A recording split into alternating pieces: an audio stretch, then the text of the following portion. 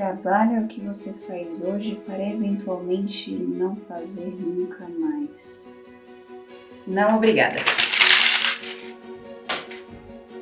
Você já parou para pensar que a aposentadoria hoje se tornou um ídolo? Pessoas começam a trabalhar já pensando nas suas férias sem fim que terão no final do túnel. Ou ficam tristes em pensar que por causa das reformas na Previdência ou qualquer coisa do tipo, a sua vez vai demorar mais para chegar. Mas e se o plano que Deus criou para nós não incluir uma aposentadoria? Afinal, Deus nos criou para trabalhar e Deus trabalha sempre. Ele continua trabalhando. Por que nós iríamos querer parar de imitá-lo nisso? De onde surgiu a ideia de que seria normal parar de trabalhar enquanto nós ainda temos energia para fazer isso? No vídeo de hoje nós vamos explorar o que Deus quer do nosso trabalho e por que a aposentadoria é um ídolo moderno que ninguém percebe. Talvez você esteja pensando por que uma jovem está pensando sobre aposentadoria. A resposta é bem simples, na verdade. A ideia de aposentadoria impacta todas as idades. Nos Estados Unidos, algumas propagandas de programas de aposentadoria privada retratavam crianças de 6 anos sonhando com a sua aposentadoria. Férias longas, viagens no Caribe, tempo de lazer ilimitado no videogame. Claramente é um humor, mas ao mesmo tempo mostra que se aposentar se tornou o prêmio idealizado até mesmo antes da corrida começar. David Bunsen argumenta que Deus nos criou para trabalhar. Veja, logo depois de criar tudo, Deus cria o ser humano à sua imagem e semelhança. Uma expressão exclusiva sobre a humanidade. Repetindo isso várias vezes. Não somos iguais a Deus na onipotência, na onipresença, na onisciência. Mas por sermos semelhantes a Ele, temos a capacidade de inovar, criar, servir e trabalhar.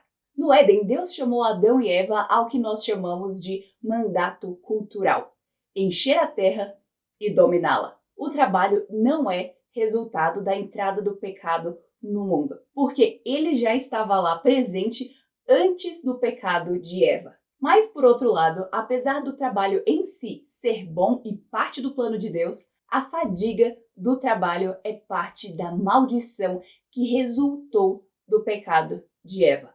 Devemos sempre lembrar o nosso coração do propósito divino do trabalho para podermos fazer as nossas tarefas com excelência e alegria. A autora Dorothy Sayers colocou dessa forma: o trabalho não é, principalmente, algo que se faz para viver, mas aquilo que se vive para fazer. É, ou deveria ser, a plena expressão das faculdades do trabalhador, aquilo em que ele encontra satisfação espiritual, mental, corporal e o meio em que ele oferece a si mesmo a Deus. E veja, quando eu falo sobre trabalho, não estou me referindo somente ao trabalho de sair para o emprego formal e voltar depois de 8 horas. No caso das mães, por exemplo, o seu trabalho principal é no lar. Qualquer coisa que ela faça além disso deve ser voltado para abençoar o seu lar e não para alcançar uma noção egoísta de uma carreira centrada em si mesma, como o movimento feminista prega. Fechando esse parênteses, o trabalho certamente inclui o emprego, mas é muito mais do que isso. Mas o grande problema é que estamos acostumados em ver o trabalho como enfadonho e cansativo. Às vezes pensamos de forma egoísta em relação ao trabalho, pensando apenas nos benefícios que podemos tirar para nós mesmos, mas não no impacto que podemos fazer através dele. Mas o trabalho não é apenas um meio, ele também é um fim. O trabalho é bom em si mesmo. É algo positivo e não negativo. E na cultura brasileira, algumas pessoas sonham em alcançar cargos públicos, em passar em concursos, somente para poder trabalhar menos, ter estabilidade e ganhar muitos benefícios sem ter que investir muito esforço. Essa mentalidade faz com que o objetivo das pessoas durante o trabalho seja o dia de não trabalhar. Em outras palavras, pensam em trabalhar o suficiente hoje para não precisar trabalhar nunca mais. É acordar na segunda-feira pensando na sexta-feira à tarde. Uma mentalidade ilustrada muito bem na expressão sextou. Com isso, que ocorre o mesmo com os cristãos, acabamos nos tornando gnósticos práticos. O gnosticismo é uma heresia antiga que dizia que as coisas imateriais, ou seja, as ideias, o mundo espiritual, são superiores moralmente à matéria física, que seria maligna e corrupta. Mas isso não é o que Deus disse quando criou o mundo físico. Pelo contrário, ele disse ao criar cada parte da criação: eis que era bom. Portanto, o nosso trabalho do dia a dia é parte do mundo físico no qual trabalhamos e servimos a Deus. O nosso trabalho é a área da criação que Deus nos deu para cultivar. Negligenciar isso e desprezar o trabalho dado por Deus seria uma desobediência ao seu mandamento e à nossa responsabilidade que ele nos deu. E no meio desta mentalidade de menosprezar o trabalho, chega o conceito de aposentadoria. Pensando em um contexto histórico e cultural, a aposentadoria chegou com o enriquecimento e a prosperidade do Ocidente. Foi o produto de dois fenômenos que antes eram desconhecidos. O primeiro foi a prosperidade material suficiente para prover uma vida longa sem trabalho, ou, no caso do Brasil, uma quantidade de contribuição suficiente para ser enquadrado no sistema de previdência. O segundo fator foi um aumento na expectativa de vida que permitiu com que pessoas passassem uma parte maior da sua vida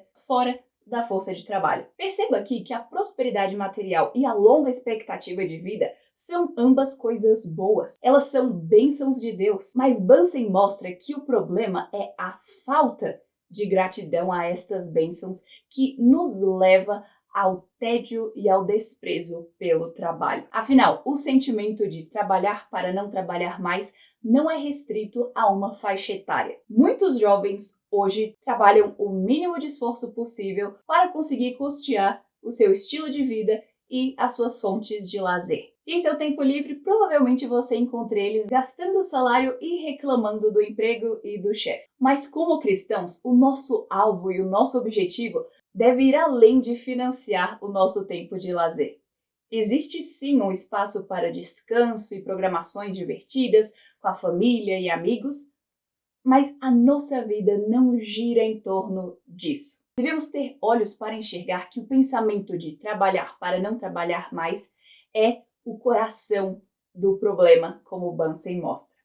E esse pensamento também rouba de nós oportunidades e bênçãos. O autor fala assim: somos privados do que os indivíduos têm a oferecer aos nossos negócios, lojas, fábricas e salas de aula. Os próprios trabalhadores são privados da contribuição produtiva contínua e dos benefícios que enchem a alma e que acompanham esse trabalho.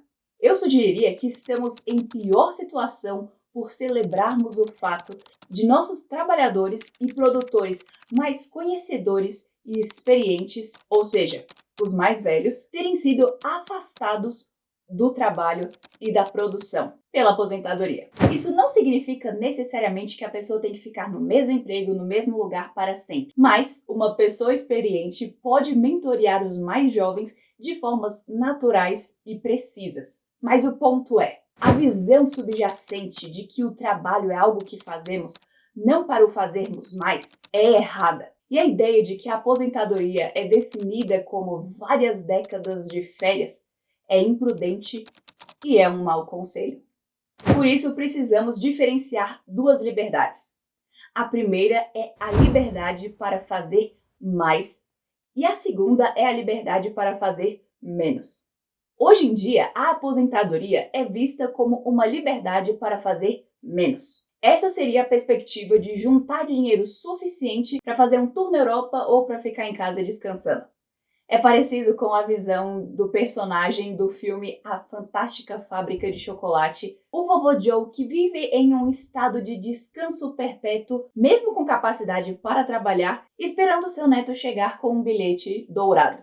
Mas a visão mais saudável seria buscar ter a liberdade para fazer mais coisas. Uma pessoa mais velha que tem liberdade financeira tem a capacidade de ajudar outras pessoas na mesma área, tem mais tempo para servir de alguma forma para o bem das pessoas e para o avanço do reino de Deus. Seja montar um pequeno negócio, fornecer consultoria especializada, escrever um livro, se voluntariar na igreja, aconselhar jovens e tantas outras possibilidades profissionais e comunitárias. A bênção de chegar a uma grande experiência e expertise não deveria ser descartada em troca de ficar em casa sem trabalhar, especialmente quando não há impedimentos de saúde. Claro que podemos desacelerar, ter uma menor carga horária à medida que o nosso corpo fica mais limitado, mas precisamos cuidar para pensar com a perspectiva de estar livre para fazer mais e não menos. A atividade produtiva não só anima as nossas próprias almas e mentes e corpos, mas também abençoa o mundo que nos rodeia muito mais do que as férias de 30 anos jamais poderia. Rapidinho, já já o vídeo vai voltar.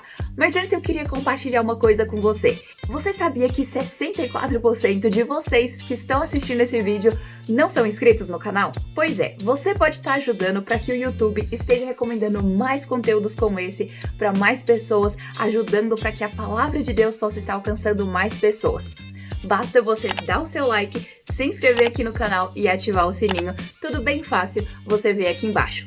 Então, muito obrigada pela sua ajuda. Em uma das pregações mais conhecidas do pastor John Piper, ele fala sobre um artigo de uma revista que contava sobre um casal aposentado que estava realizando o sonho deles de passar a vida catando conchinhas na praia. Ele concluiu dizendo que isso seria um grande exemplo de desperdício de vida.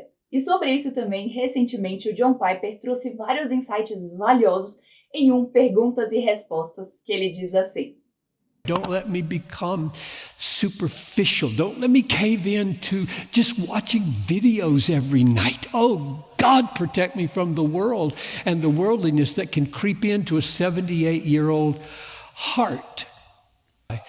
And the question is then, will we be able to be faithful? So don't hear this as a kind of triumphalistic, yeah, strong old people. I sat under the ministry of Oswald Sanders at age 89. He was 89, I was 50-something. And he said, I've written a book a year since I was 70. And I just went, yes! Oh, that's what I want to be like. Now my new model is Thomas Sowell, who's 93, right? And when he turned 90, the interviewer asked him, how is it that you've written a book every 18 months since you were 80? So I said, great, life begins at 80. I got 2 years to run up to it, and then we take off. I hate the American view of retirement. I think it's totally unbiblical. I think it destroys souls. Ralph Winter used to say, men in America don't die of old age, they die of retirement. O ponto seria que, enquanto nós somos jovens, precisamos trabalhar da forma mais diligente que podemos, sendo sábios para eventualmente termos uma liberdade financeira para poder trabalhar mais, como nos exemplos que ele deu. Pessoas que estão usando este tempo para escrever mais livros e mais conteúdos. Usar a liberdade para sermos úteis para o reino. Trabalhar, pensando em parar de trabalhar, é contraprodutivo e não é nada bíblico. Deus nos chamou para trabalhar. Por meio de Jesus, temos ainda mais razão e alegria para trabalhar. Temos um reino para expandir, pessoas para abençoar, um Deus para glorificar. O nosso objetivo não deve ser parar de trabalhar, mas trabalhar com fidelidade até o fim. Gosto muito de uma ilustração de Matthew Henry que comenta como que nós devemos nos esforçar para nos desgastarmos ao longo da vida, como uma vela trazendo brilho e calor. À medida que queimamos e nos gastamos, espalhamos a luz ao nosso redor e cumprimos o nosso propósito. E por fim, Deus descansou depois da criação. A lei de Deus nos ordena o descanso e o Senhor Jesus, com a sua ressurreição, completou o descanso. E hoje, descansamos no domingo sabendo que a provisão vem de Deus. Ele abençoa o trabalho. E assim temos um vislumbre de como será no céu. Jesus disse que o Pai trabalha até hoje. O céu não é um lugar sem trabalho. É um lugar onde não nos fatigaremos do trabalho, onde ele é apenas bênção e nunca maldição. E tudo isso que conversamos sobre o trabalho exige coragem para colocar na prática. A vida cristã é fundamentada na coragem. Se quiser aprender mais sobre esse tema e como ele se relaciona à nossa vida por completo, clica nesse vídeo aqui que eu tenho certeza que você vai gostar. Espero que você tenha aproveitado o vídeo de hoje. Se você gostou, não esquece de dar o seu like, o seu comentário, de se inscrever e ativar o sininho. E com a graça de Deus, nos vemos na semana que vem.